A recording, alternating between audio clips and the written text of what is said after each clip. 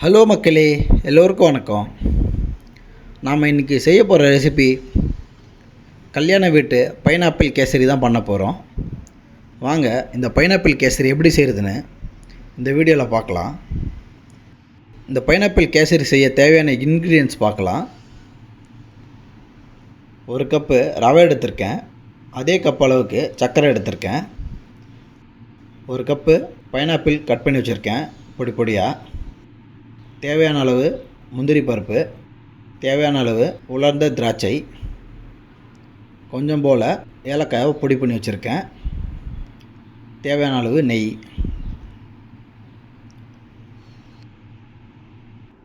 அடுப்பு பற்ற வச்சுக்கலாம். கடாயை வச்சுட்டு கடாய் சூடானதுக்கப்புறம் ஒரு ஸ்பூன் நெய் விட்டுக்கலாம். முந்திரி பருப்பு போட்டுக்கலாம், காஞ்ச திராட்சை போட்டுக்கலாம். இது ரெண்டுத்தையும் சேர்த்து நல்லா ஃப்ரை பண்ணிக்கலாம். அந்த நெய்யிலேயே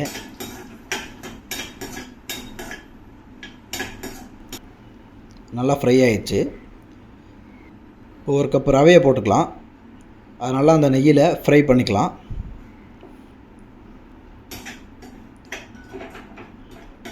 நீங்களும் இந்தமாரி நல்லா ரவையை நெய்யில் ஃப்ரை பண்ணிக்கோங்க.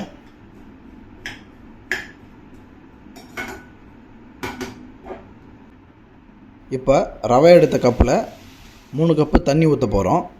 நான் ஹாட் வாட்டர் தான் சேர்க்குறேன், ஏன்னா சீக்கிரமாக செய்யலாம். அப்போ தான் இப்போ நல்லா கலந்து விட்டுக்கலாம். நல்லா கட்டித்தன்மை இல்லாமல் நல்லா கலந்து விட்டுக்கலாம். இப்போ ரவை நல்லா வெந்துருச்சு. இந்த டைமில் நாம் சர்க்கரையை கொட்டிக்கலாம்.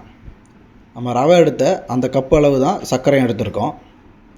ரெண்டுமே ஈக்குவலாக எடுத்துக்கலாம். இப்போ நல்லா கலந்து விட்டுக்கலாம். நாம் இப்போ எல்லோ கலர் ஃபுட் கலர் வச்சுருக்கோம். அந்த ஃபுட் கலரை தண்ணியில் கரைச்சி வச்சுருக்கேன், அதை இதில் ஆட் பண்ணிக்கலாம். அதையும் நல்லா கலந்து விட்டுக்கலாம்.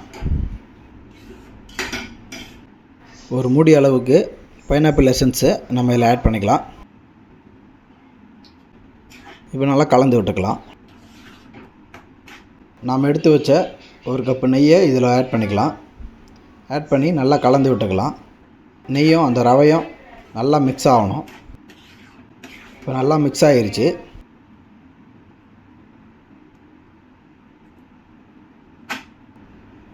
இந்த டைமில் நம்ம பொடி பொடியாக கட் பண்ணி வச்ச பைனாப்பிளை இதில் போட்டுக்கலாம். போட்டு நல்லா கலந்து விட்டுக்கலாம். கொஞ்சம் போல் ஏலக்காய் பொடியை இதில் தூவிக்கலாம் ஒரு வாசத்துக்கு. சுவையான கல்யாண வீட்டு பைனாப்பிள் கேசரி தயார். நீங்களும் உங்கள் வீட்டில் இந்த மாதிரி செஞ்சு சாப்பிட்டு ஃபீட்பேக் சொல்லுங்கள். நல்லா சாப்பிடுங்க, நல்லதையே சாப்பிடுங்க, லைஃப்பை என்ஜாய் பண்ணுங்கள். இந்த வீடியோ உங்களுக்கு பிடிச்சிருந்தா என்னோடய சேனலை சப்ஸ்கிரைப் பண்ணுங்கள், லைக் பண்ணுங்கள், ஷேர் பண்ணுங்கள் அண்ட் கமெண்ட் பண்ணுங்கள். மறக்காமல் நோட்டிஃபிகேஷன் பெல் பட்டனை கிளிக் பண்ணுங்கள். அப்போ தான் என்னோடய வீடியோ உங்களுக்கு உடனே வரும். தேங்க்யூ ஃபார் வாட்சிங்.